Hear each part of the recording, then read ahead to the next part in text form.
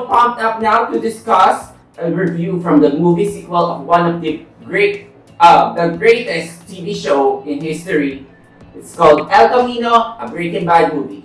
Now, El Camino picks up from the events of the season finale of Breaking Bad, where we see Jesse escaping from his captors, and now El Camino puts a closure to his story. You will have a better appreciation for this film if you've seen the 5 seasons of Breaking Bad. So if you haven't watched that, what are you doing? You should binge it right now. So those are the only 2 options you have. You can either binge and watch it, and maybe you don't really care much for the spoilers, but this film will really have an impact to you if you've seen it. Okay, first off, I just want to say that Breaking Bad is my favorite TV show of all time. It is absolutely great. I absolutely loved it. Nothing ever tops that for me. At least not yet. And El Camino is a really good companion piece. Actually, I really enjoyed this movie. I've seen this series like 5 years ago. There are some times during those 5 years when I think back about Breaking Bad that I'm thinking, Jesse Pinkman, I wonder what happened to him. I love that character so much. And this movie ultimately gave me the closure I need. Now finally, I can say that Breaking Bad can rest in peace. I am actually jealous of you that you have seen this series 5 years ago. But I am also grateful that I am not tormented. That's nice because of 5 years thinking about what happened to Jesse. But the ending of the Breaking Bad, Walt dies, and it's an open-ended ending for Jesse, but it's not like in an Inception way level that it's very debatable. Did he survive? Did he not? You think there's a more definitive open ending to Jesse's arc, where if you're thinking optimistic, he started a new life, and that is what I'm leaning towards the end of the series. But anyway, I'd like to think this film as an epilogue for Jesse's arc. I would consider this as the climax of the series. For me, the Breaking Bad has always been the story of Walter White. So some people might say they don't need it. They're fine with the open ending. But for devoted fans like us, I mean, I'm late to the train now, but I'm still glad that I was able to hop on the train. Yes. So or El Camino. Hop on the El Camino. But yes, I am glad that this series is able to put a closure, just as you've said it. Throughout the film, we have a lot of callbacks, and they're not done in such a fan service way, so we can remember this character in that type of approach. What surprises me the most is that El Camino still shows a character development for Jesse. In the beginning of the film, as we pick up the ending of Breaking Bad, he's this shell-shocked, almost distraught person. It kind of reminded me of Theon Greyjoy in Game of Thrones, where he was down on his knees when he was in the lowest point of his life. The arc of Jesse here is about accepting the past, learning that he deserves a new chapter to move on with his life. You know what? You made an absolutely great point that this is more of an epilogue to the Breaking Bad series. And you know what? One thing that I really liked about this movie is this. You know that this is Breaking Bad because they didn't really do anything grand all throughout this movie. If you know Breaking Bad, you know that everything is so subtle. The scope of it is not really that grand. And here in El Camino, they really maintained that. They didn't really went big, knowing that there's such a big fan base for this. Vince Gilligan, who wrote and directed this movie, he knows that Breaking Bad should be done in this manner.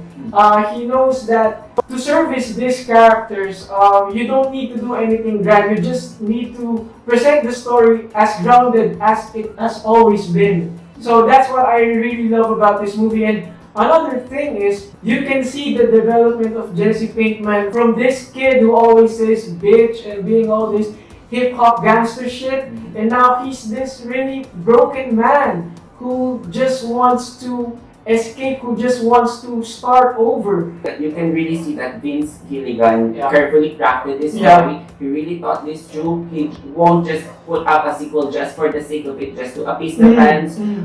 This person who says bitch a lot of times is defined by his environment, by his upbringing, by the choices he made, and by the end of the film, we are going to see a more mature and more liberated Jesse. Yes, there are callbacks at bit times. It can slow down the film.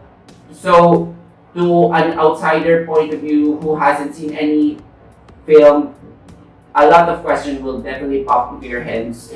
That's why I keep on insisting that you really need to have a solid background to Breaking Bad franchise. Don't watch this movie if you haven't seen Breaking Bad, because you totally won't understand anything that's And going you on. have no excuse for not watching Breaking Bad because this holds a Guinness record, right? It's at how many percent? 99? Season 5 is the highest rated television season ever, and I think it's recently been passed by Chernobyl as the highest rated show of all time. But Chernobyl is one season alone. Okay. This is 5 seasons of brilliant TV. Anyway, Aaron Paul's performance, he considering that there's a 6 years of gap, he just steps back into his role with such ease, with such. He really knows Jesse Pinkman. He really knows this character. And it helps a lot that his real personality is not far from Jesse Pinkman. Okay, so I think it's time to give out our scores for this movie before we proceed to the spoiler talk. El Camino, Aaron Paul steps right back into the character. I love this as a companion piece. This really got me because it gave me closure. I felt emotional at the end of this movie. So I'm giving it 4.5 out of 5 stars. El Camino does not reach the heights of the season finale, but it doesn't need it because this is an epilogue.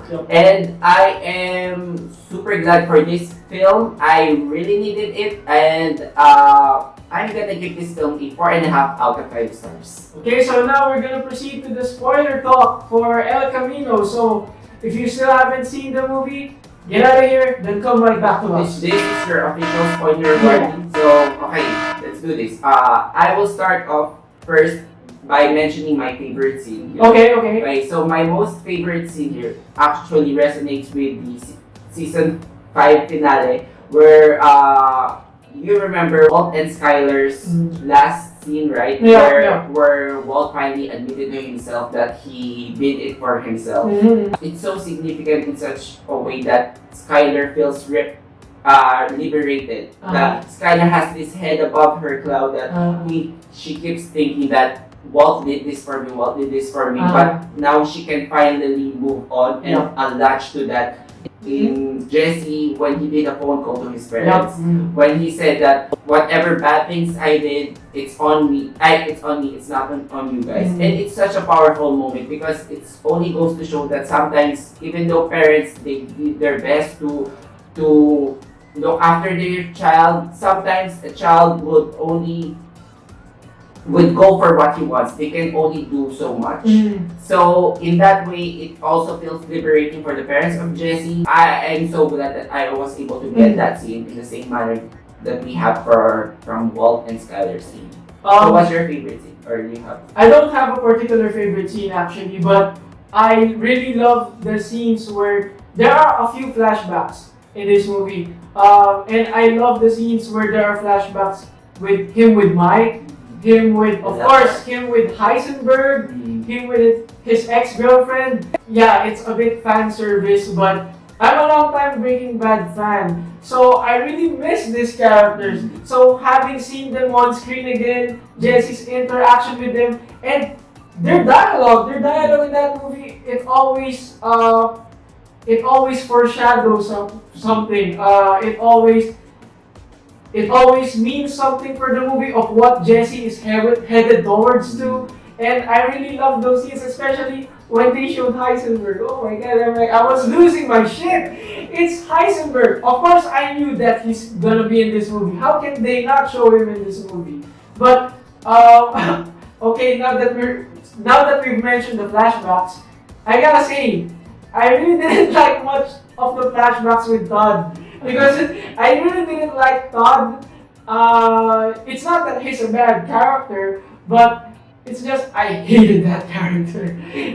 Which only goes to show that the Gilligan really did his job and the actor really did that his freaking job. sociopath. But he looked really different in this movie, so I mean, Jesse gained a lot of weight, but it's really glaring for his character. it's really good for his I've character. seen the last time I've seen Jesse Plemons, the character play stud, was on a Black Mirror episode. Okay. So I am not surprised that he's already That gained weight. Okay, but that distracted But me. I don't want to berate more on his physical appearance. But regardless, he's a great actor. He's a great actor, yeah. But it just really distracted me. It just really distracted me how different he looks. I agree. From all the past characters that we have seen again, Todd is my least favorite. Also because I hated the other character, but I love how they set up these flashbacks in such a meticulously, Yup.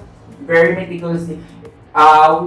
Because we are following Jesse's journey and all those significant conversations he had with Mike about going to Alaska, about to Heisenberg when Talking when about Walter the White future, and how he said in the end that you're very lucky that you didn't have to wait a lifetime. And then about Kristen Ritter, what's her name again? Oh man, I forgot. Jane.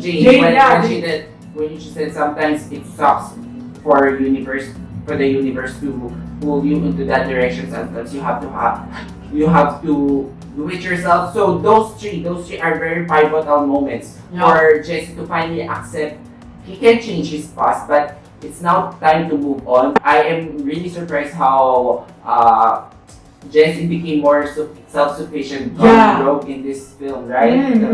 He has There's this scene where towards the end where it's practically Wild West. What do you call that? Western standoff. Western standoff. Where they draw guns, and he really fooled that guy because that was so awesome, man. I really love that. I never knew that I'm going to see Jesse on the standoff. But I really love seeing Badger and Skinny Pete again. I was about to say that. Badger and Skinny Pete, when I was watching Breaking Bad, I didn't particularly have love for those characters because they were kind of like leeches because Jesse has all this money, he can provide all these things. But in this movie, it made me really love them because they are such great friends. Yes, they are really true friends. I love them from the series. Okay. Maybe Maybe they're the comedic relief. They are the comedic relief, and I already know that those two really cared for Jesse. But there's a really heartfelt moment with Pete. You're my hero, man! Because you're my hero and shit. That's what he said. But it kind of reminded me on the past seasons when Jesse was on his lowest. When he kept saying, I have nothing, Jane is still. I kept saying to myself, no, there's Badger and Skinny Pete. I really thought those two characters that the franchise could have explored more. But, we have their limitations because it needs to focus on a core story. But anyway, part of me was really hoping that we can explore more of the dynamic between those three because those two are really great and fun characters. And now seeing them back together, it really feels great. Another really great thing that they did in this movie is they really showed some additional scenes of what Jesse had to go through during his captivity. It really showed that the trauma that he developed. And can we talk about the ending? The final shot of Jesse Pinkman that I saw 5 years ago is him driving a car, manically laughing, and you as a viewer loving this character, worrying for him, just thinking, where are you gonna go? What are you gonna do?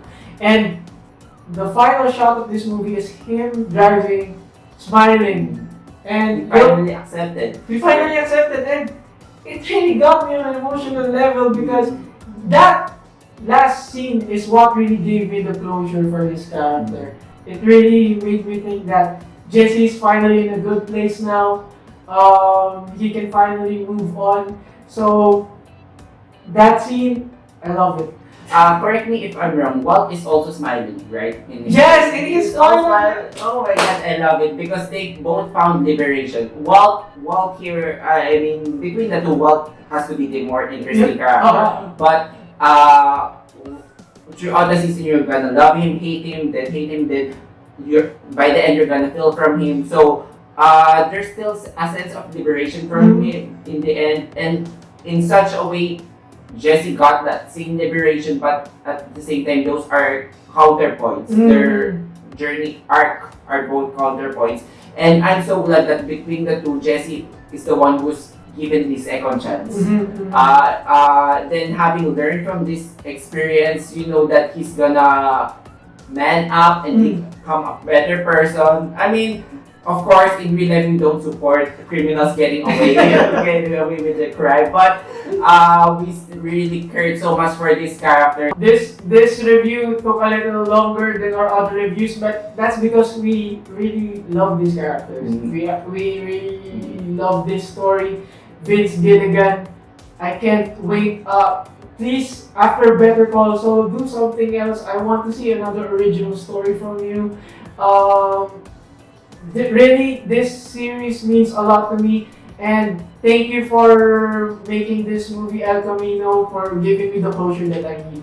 I am going to thank you for really finally pushing me. A lot of my friends have pushed me to watch Breaking Bad, but only you have forced me to do it. So yes, I am glad this one is on an untouchable status and Breaking Bad, and I'm putting El Camino along with it. So I am happy that finally I'm gonna understand all the references and everything. Reverend Breaking Bad, I know now what that means. And then Breaking Bad, the whole franchise is just a really solid benchmark for all the series and films to come. It has a lot of it's TV gold, as what you said.